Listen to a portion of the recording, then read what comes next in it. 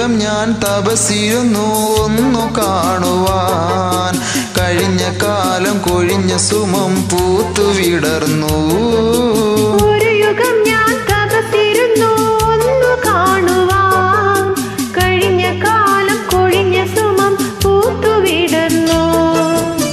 മൂകമാമെൻ മനസ്സിൽ ഗാനമായി നീ ഉണർന്നു.